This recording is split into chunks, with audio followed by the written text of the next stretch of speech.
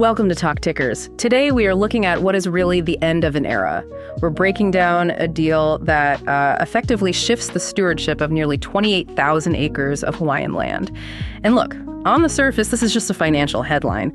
Alexander Baldwin, ticker symbol ALX, is going private, all-cash transaction, valued at approximately $2.3 billion. But if you dig just, an inch deeper, this isn't just a real estate transaction. This is a massive piece of history changing hands. It really is. It's a huge moment, not just for the shareholders who are, staring at a very nice premium, but for the state of Hawaii itself. When you look at the sheer scale of what Alexander Baldwin represents, historically one of the big five, this is a major, major structural shift.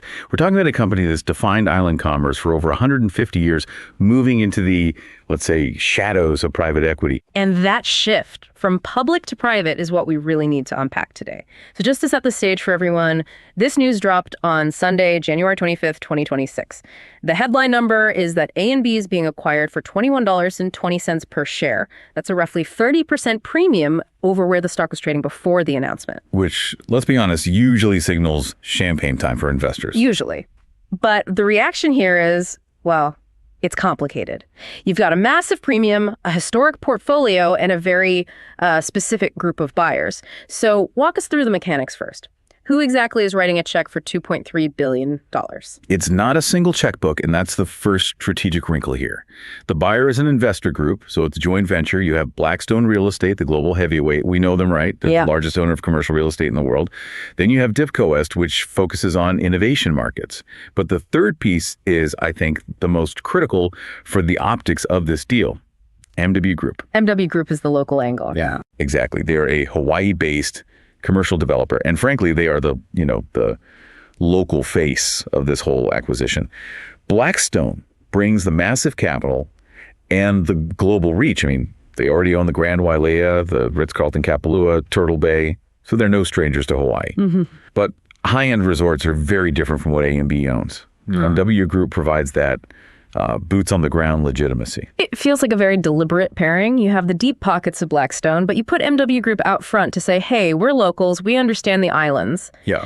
Because what they're buying isn't just a logo or a few hotels. Oh. They're effectively becoming the landlord for a huge chunk of the state's retail economy. That is not an exaggeration at all. Yeah. The portfolio is just massive. We're looking at 4 million square feet of commercial space. Yeah. That breaks down to, 21 retail centers, 14 industrial assets, and 4 office properties.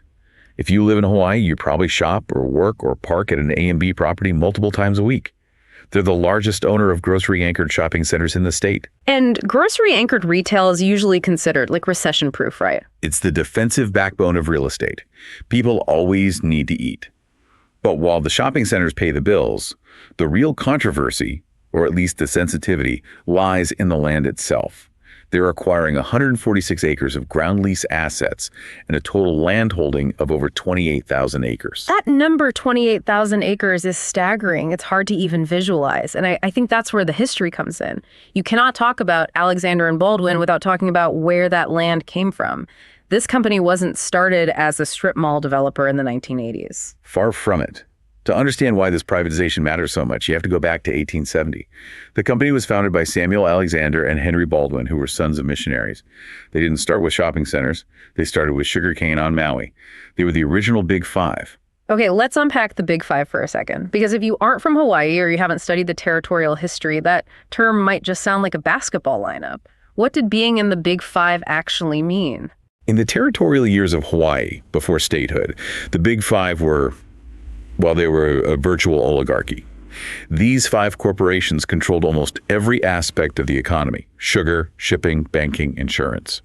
If you lived in Hawaii in, say, 1920, you worked for them, you bought from them, and you banked with them. They held immense power. And Alexander Baldwin was a pillar of that system. Absolutely. They started with the Alexander Baldwin plantation, but they expanded into everything. And there was this famous aha moment in their history regarding water, right? Which I know is still a huge issue today. The Hamakua Ditch. Yeah. It's legendary in engineering circles, but pretty controversial in environmental ones.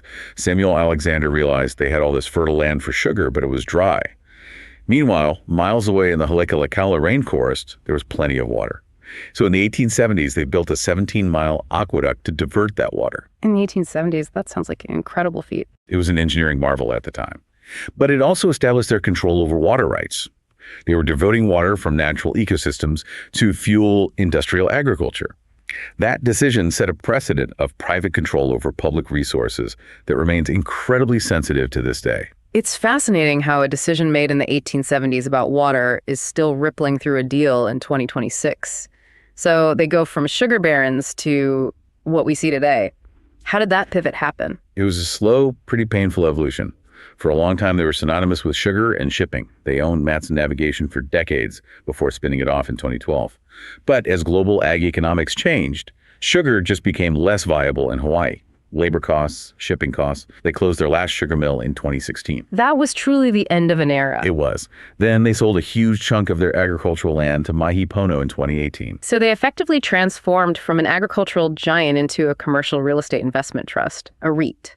And that brings us to the modern tension. Because when you stop growing cane and start managing shopping centers, the relationship with the community changes. It does. And we have to acknowledge that the relationship wasn't always perfect. There was significant friction regarding cane burning. For decades, residents complained about the smoke, the ash, the respiratory issues. Asthma in children was a major concern. So there's a lingering vigilance in the community. They've seen corporate interests come first before. That context is just crucial for understanding the reaction to this deal. You have residents who hear private equity acquisition and they don't think efficiency, they think extraction. Exactly. The local sentiment is deeply divided. On one side, you have the fear of overdevelopment. Residents, particularly in rural areas like East Maui people like Kamalani Paukoa, who's been very vocal, are terrified that their home is going to turn into downtown Honolulu or Miami. Right. They worry about cultural identity being erased by high-rises.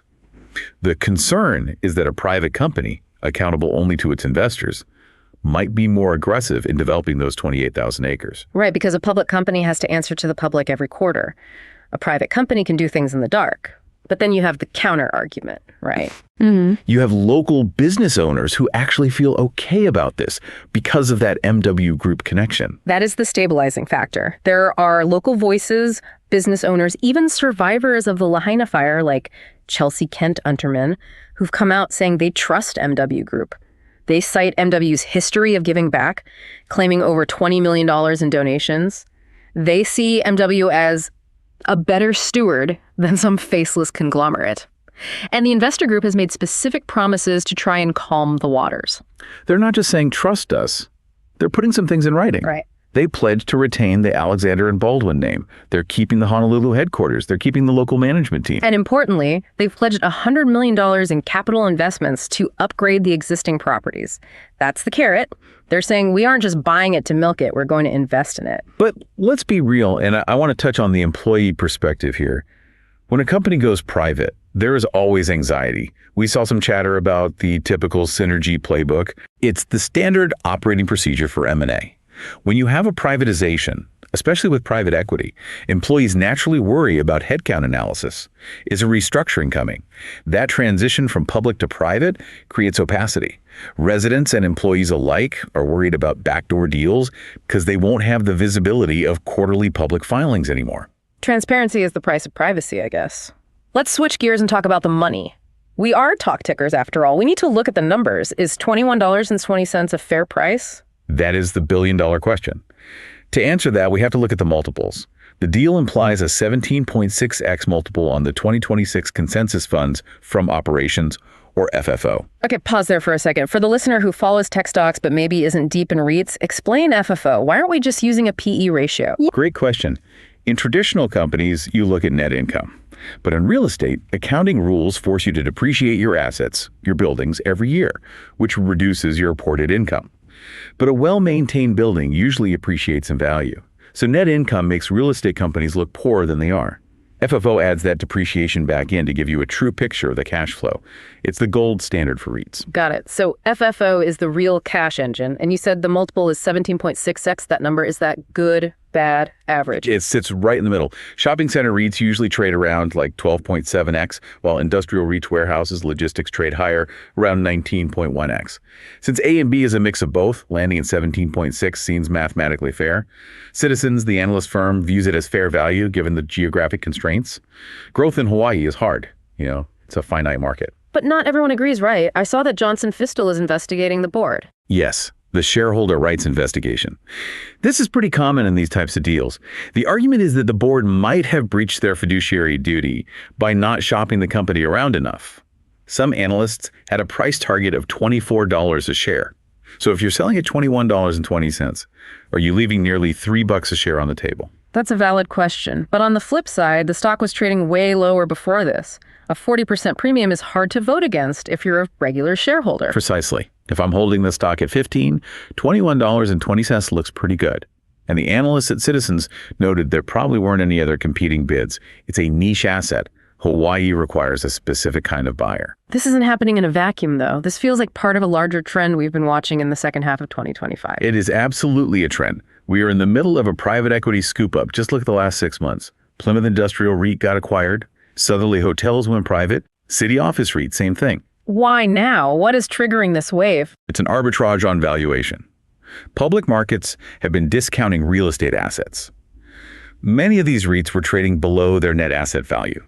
Basically, the sum of their parts was worth more than their stock price. Private capital, like Blackstone, is sitting on billions in cash. They see these assets trading at a discount and say, we'll take that. They can buy it, fix it up away from the glare of quarterly earnings calls, and likely sell it or relist it down the road for a profit. So A&B was just the latest domino to fall in a sector that was essentially on sale. Exactly. And for A&B specifically, the geographic concentration was a double-edged sword.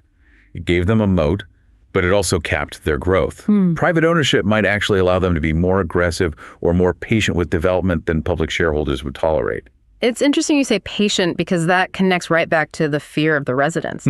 A public company has to show growth now. A private company can sit on land for 10 years if they want to. Or they can accelerate development without having to explain every permit application to Wall Street analysts. That lack of public scrutiny is what really shifts the dynamic. It's that dual-edged sword of private equity. On one hand, you get the capital to fix things up. On the other, the boardroom door closes and the public stops getting the minutes. And in a place like Hawaii, where land isn't just an asset class but a cultural touchstone, that closed door makes people very nervous. So let's zoom out. What does this all mean for the investor who's looking at this deal and thinking, okay, the train has left the station on ALLX, but where do I look next?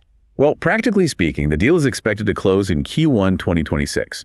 There is a dividend of $0.35 coming in January. But broadly, this removes the only pure play way to invest in Hawaii real estate through the public markets. That vehicle is now parking in a private garage. Which brings us to our favorite segment of the show. We've looked at the history, the conflict, the valuation. Now let's get speculative. Disclaimer time. You know the drill. This is not financial advice. We are not financial advisors. This is for entertainment purposes only. Do not trade based on what we say. Yeah, what is the pitch? Okay, I call this trade the Aloha scarcity squeeze. I'm listening. Here's the logic. With A&B going private, public market access to Hawaii is effectively zeroed out. But the demand for constrained geography assets hasn't gone away. Blackstone is buying this because land in Hawaii is finite. Scarcity drives premiums. That's Econ 101. Exactly. So the trade is this. You look for the next most constrained geography REITs. Land-heavy companies in other island economies or highly regulated coastal markets. I'm talking about specific Asian-Pacific logistics plays or even smaller, overlooked REITs with assets in places like Guam or Puerto Rico. Yeah. You buy long-dated calls on these, betting that Blackstone and the copycats aren't done island hopping. So you're front-running the private equity wave to the next physical constraint. You're betting that Wall Street wants what it can't build more of. Precisely. Or, if you want to get really spicy and play the arbitrage, you look at the volatility around the closing. Go on. This deal is set to close in Q1 2026. But we just spent 10 minutes talking about water rights, cultural identity, and a vigilant community. It's a litigious environment, certainly. Hawaii is not known for speedy approvals. So what if the regulatory hurdles get sticky? What if the Land Use Commission throws a wrench in the gears? You could look at selling puts on ALX. Selling puts. So you're betting on the uncertainty. Right. You're betting that the deal will close eventually, but the uncertainty might keep premiums high in the short term. You collect that premium while the market freaks out about a potential delay. That's a classic merger arb play with a local politics twist. It's risky, though. If the deal falls apart entirely, that stock isn't going back to $21.20. It's going back to where it was or lower. Oh, it's incredibly risky. That's why it's the wild but plausible segment. But think about it. Blackstone rarely loses a deal they want, but Hawaii rarely lets a deal go through without a fight. That friction is where the trade lives. It connects back to the core tension we discussed. The clash between global capital and local preservation isn't just a philosophical debate, it's a material risk factor. Exactly. And that is what makes this so fascinating. It's not just numbers on a spreadsheet. It's water, it's land, it's history. And that leads to the final question I have been mulling over. We're watching a historic Hawaiian giant leave the NYSE. But when a company that owns 28,000 acres of a finite island goes private, does the public lose its ability to see and effectively influence the future of that land? That is the question. When the ticker symbol disappears, the accountability changes. We'll have to wait and see if MW Group and Blackstone live up to the stewardship promises they've made. Indeed. The market has spoken on the price, but the community has yet to speak on the future. Thanks for listening to Talk Tickers. We'll catch you on the next one.